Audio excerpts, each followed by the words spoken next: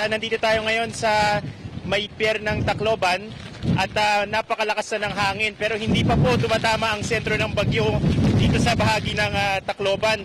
Ito po ay yung papalapit pa lamang na bagyo at batay dito sa direksyon ng ating hangin, ito pong Yolanda ay nandito po, no? Dito po sa karagatan at diretso tumutumbok dito sa bahagi ng Leyte kung saan tayo nagla-live ngayon sa ATV dito sa bahagi ng Tacloban.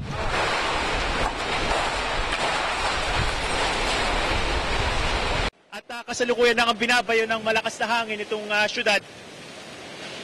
Dito lang tayo sa mga gilid ng mga building para makapagkubli ng konti. Pero sa ngayon, kailangan ko lang ilarawan sa inyo yung nararamdaman nating lakas ng hangin dito. Napakalakas at kung mapapansin nyo nga halos wala na tayong makita dahil doon sa kasama niyang ulan na kung ano-anong direksyon na dinadala nitong malakas na hangin.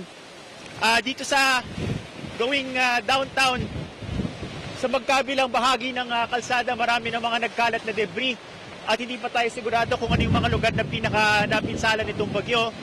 Kaya ako nakasuot ng helmet kasi maraming mga lumilipad din ng mga yero na napakalakas. At dito sa aking likuran, ito yung building na ating sinisilungan. Kung mapapansin nyo, merong mga harang na sliding na gate, na bakal, pero sa likod niya merong salamin na nagkanda, basag-basag na. Kung makikita nyo dito sa sahig, nagkalat yung mga basag na salamin.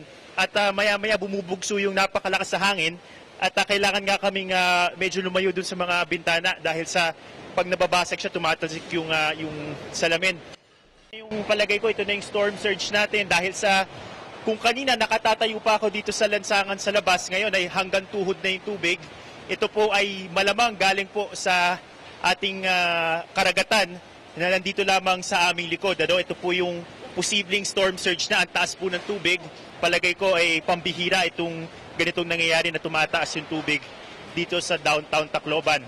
Sa magkabilang bahagi nitong ating kinatatayuan, talagang wala na tayong makita. Siguro mga 10 feet, 20 feet lamang. Pero sa lakas ng hangin at yung dala niyang ulan, napakatindi ng loss of visibility namin. Hindi namin masigurado kung ano ba yung sitwasyon ng ating mga kababayan dito. Ito, sinisilip ko lang sandali, Wala na talagang tao sa mga kalsada.